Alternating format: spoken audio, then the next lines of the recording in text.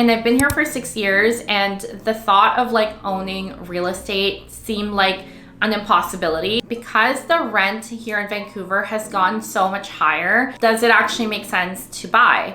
And that thought has never actually crossed my mind until last month. Hi everyone, welcome back to my channel. In today's video, we are doing our November financial reset. If you're new here and maybe this is the first video that you're seeing of mine, I do these types of videos every single month where we look into our budget and see how we did the previous month and also plan the budget for next month. So if you're into that, please make sure you're subscribed down below. Okay, let's get started because I feel like I have so many updates for you guys and I'll just kind of talk you through each of them as we go along. I wanted to look back on the previous month of October to see how we did with our finances, and as always, we'll start off with our income. I've got my laptop here if you guys see me looking in this direction. As you can see, we've got a new income stream that I added here, which I will touch on in a second. But first, let's do my 2 corporate paychecks. So I get paid bi-weekly at my 9 to 5, and the total income that I received this month from my 9 to 5 job is $5,835.91.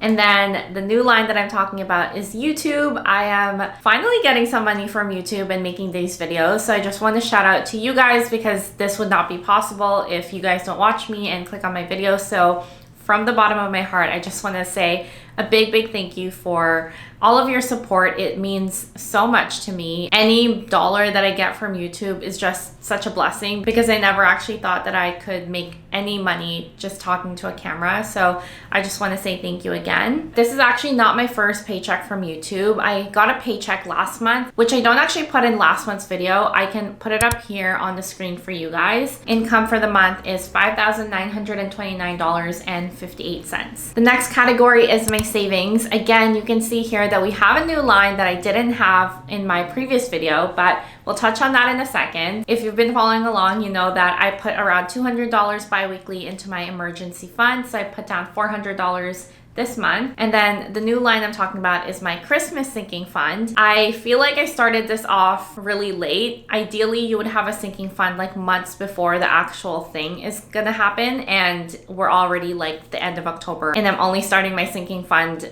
this month. So I realized in the middle of this month that I should probably start to have a sinking fund for Christmas, because Christmas is always a time of you're buying so many gifts for people and there is a chance of like overspending. Especially for me. I don't know, sometimes I feel like I see something and I'm like, that's perfect for my mom or that's perfect for my brother, and I just buy it and not really think about the cost of it. So I feel like if I have a sinking fund, I'll have a dedicated budget for my parents and my family as well as my partner. So I think I want to spend around $1,000 for all of my Christmas gifts this year, and I wanted to start off with putting down $350 because I had some extra money laying around and I wanted to put that into a separate Christmas sinking fund, and then I will start to actually put more money into this in the following month, and you'll see that in my November financial reset. So yeah, in total for my savings, I put around $750. The next section is investment. So I did a video about my net worth at 30 years old, which I will link over here. And some of you guys were curious on the 2 stocks that I buy every single paycheck, and I honestly don't even know if I can do a full video on it. I started to invest a couple years ago and I've seen success in buying 1 ETF and 1 stock, and I kind of feel like I'm going to change that strategy so all of my money goes into an ETF. But yeah, I don't know if I can really dedicate a full video on that because I feel like it's going to be a very quick video. So I'm going to put on the screen the ETF and the stock that I buy almost every single paycheck here. And this is not financial advice, but essentially the ETF VFV follows the S&P 500, and then the TD stock is TD Bank. I would say do your own research first before you start buying these stocks and ETFs. So yeah, every time I say that I'm investing my money, I usually buy VFV and or TD. But as I mentioned, I think I'm gonna do just VFV now instead of doing the split between TD and VFV. So this month I was able to invest around $400, which is typical. I usually put down $200 every paycheck in my Wealthsimple account. The next category is my bill payments. So I always say this, but bill payments are your recurring monthly bills that come out typically at the same time every single month, and it's also around the same amount every single month. And I don't typically go through each of them. I feel like they're pretty self-explanatory. A lot of them are like subscriptions, like Spotify, my phone bill, my Audible subscription, my Apple TV subscription, etc. I will put up a screenshot of all of my bill payments over here that I had for the month of October, and that was $2,202.65. And then the next category are my variable expenses. So variable expenses are things that change every single month, and I try to budget and hopefully stick to that budget every single month. I feel like I didn't do a great job of that this month, but we will go through some of the notable ones. So for my dining out, I went over around $200, but I think it balances out with my groceries. As you can see, my groceries, I didn't do a ton of groceries this month. So I had around $258.85 left over, and I think it just balances out my dining out and my groceries. For personal care, we're almost right on the money, but I went over by around $5. For my shopping, I budgeted around $150 and I went over by $61. Let's just see what I actually bought for shopping this month. Oh yeah, I bought a couple sweaters from Uniqlo, and that was like the majority of what I spent. I feel like that's okay, and actually this is one of the sweaters that I bought at Uniqlo, and I've been wearing it nonstop. So a little bit over my shopping budget. Next, my transportation. I never usually go over this category, but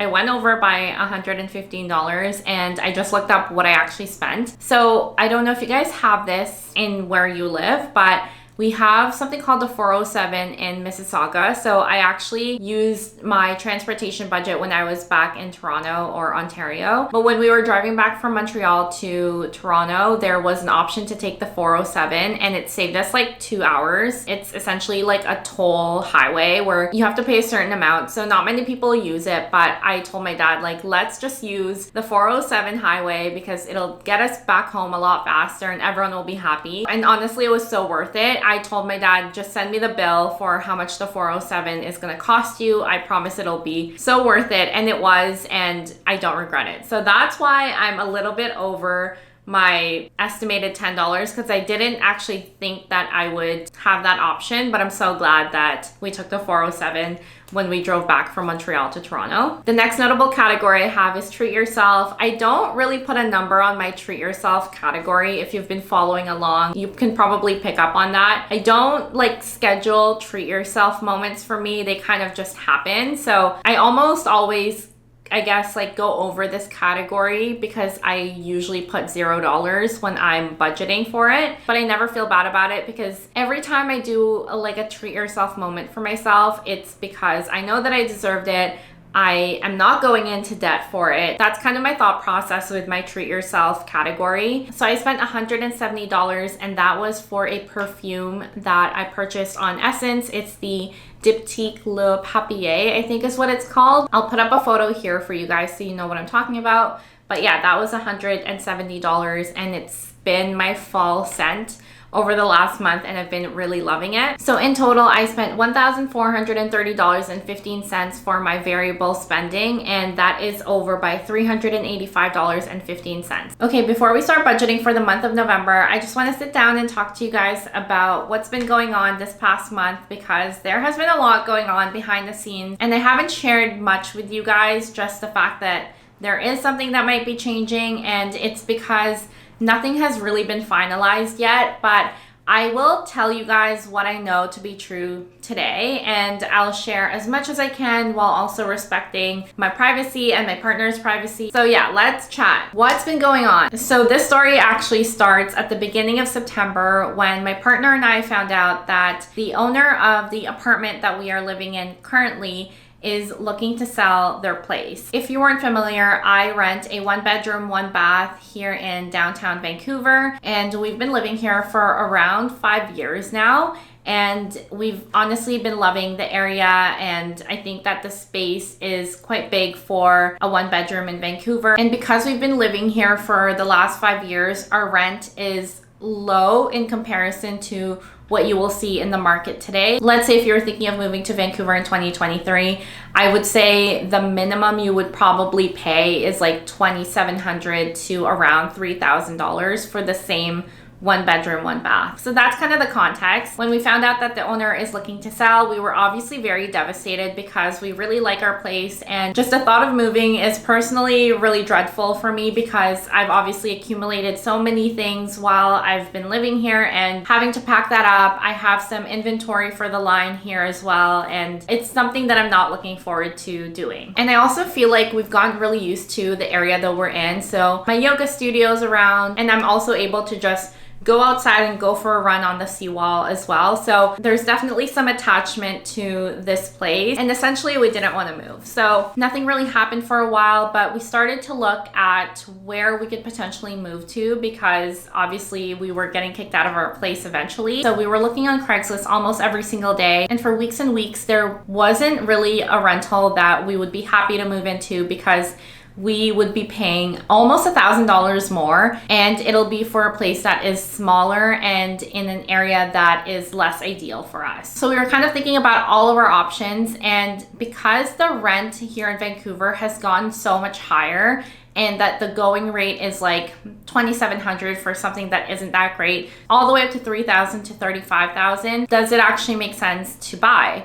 And that thought has never actually crossed my mind until last month, because I never thought of myself as someone who would own real estate here in Vancouver. If you know anything about Vancouver or have heard about anything in Vancouver, one of the first things that people will tell you is, well, first of all, it rains a lot. And the second thing you'll hear about likely is how unaffordable it is to buy a place here. And I've been here for 6 years, and the thought of like owning real estate seemed like an impossibility just because it's so expensive here. So I never actually like entertained that idea. But because the rental market is so crazy out here, it actually made us look at what could it look like if we were to buy a place, like how much is it, could we afford it, etc., etc. So that brings us to this past month. So we have been really considering buying a place here in Vancouver, which is so crazy. Never would have thought, at least this year, I didn't think that I would even like think about that this year, but that's kind of where we're at. We've been working with a real estate agent the past month, and we actually have an accepted offer, which is so exciting. And if you know anything about real estate, you know that an accepted offer isn't the be all and end all, because there are still things like an inspection, all the subject removal, financing, getting a mortgage, getting a lawyer, and all of the things. So we do have an accepted offer, but it's a little bit hard to be happy and really celebrate because nothing is final yet. But yeah, I wanted to share that with you guys because this will definitely affect my monthly budget going forward. Instead of rent, I'll be paying a mortgage, and that mortgage will be so much more than the rent that I pay now. So yeah, that is where we're at with our home buying journey. If you guys have any questions specific to this topic, please leave them in the comments down below, because I think I might do a dedicated video all about the whole process, and I'm just hoping everything goes well all the way up to completion date. So with that being said, let's talk about our November budget. So because completion date will still run through all the way to November, nothing really in this specific budget will change for myself. You'll see that I'm still paying rent and I'm still paying all of the same things. You won't see my mortgage in this section of the video. I think if everything goes well, you will see that in my December monthly reset. So let's talk about my income. My income's been pretty steady for my corporate job. I usually expect around $5,000. I also put YouTube as a line item here just because, as I mentioned, I am starting to get paid by YouTube. I don't really know what to put under the expected section of YouTube, so I'm just going to keep it at 0 and just be super grateful for any money that comes from YouTube. I think it's amazing, and again, it's all thanks to you guys, so I really appreciate you guys watching my videos and supporting my channel. In terms of my savings for my emergency fund, I'm putting the same amount, so that is $400 monthly, and then I also added in my Christmas sinking fund, so I want to put down $200 bi-weekly, so similar to my emergency fund, $400. My investments haven't really changed. I'm putting down $400 as well, and as I mentioned already, my bill payments will stay the same this month, but will likely be very different in December. So I'm gonna flash up the screenshot here for all of my bill payments for next month. And then talking about my variable expenses, so I made some slight changes here. I'm keeping alcohol and drinks the same. Coffee is the same. Dining out and groceries will be the same, so $400 and $300. My personal care, I have bumped up to $425, and that is because I am expecting to spend about $250 at the Sephora savings event sale. That is, I think, 15% off. I used to be Rouge, so I used to get 20% off, but because I haven't really been shopping at Sephora a ton, they bumped me down to VIB. So I'm taking that as a win because it just means that I'm just spending less at Sephora nowadays, which is not a bad thing because I'm likely saving more. And a lot of the things that I'm going to be picking up at the Sephora sale will fall under my personal care, so I just lumped everything in here. I'm also thinking of potentially getting a haircut next month, so that will also fall under personal care. Shopping will stay the same. Transportation, Cypher will stay the same.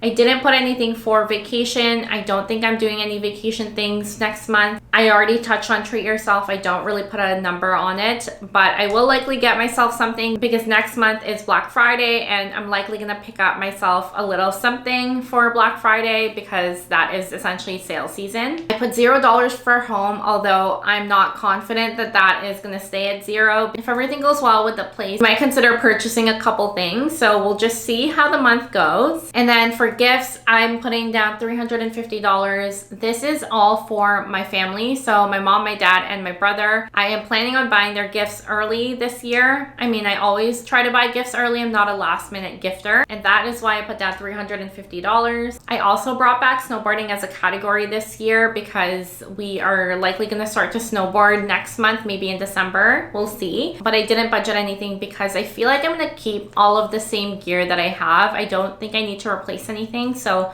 that's good, but I just put that category here just in case. So that's it. The total for my variable expenses that I'm expecting to spend is $1,720. And we'll see how it goes from here. I'll leave you guys with that. And as always, I hope that you guys are having an amazing day. And thank you so much for watching. Bye.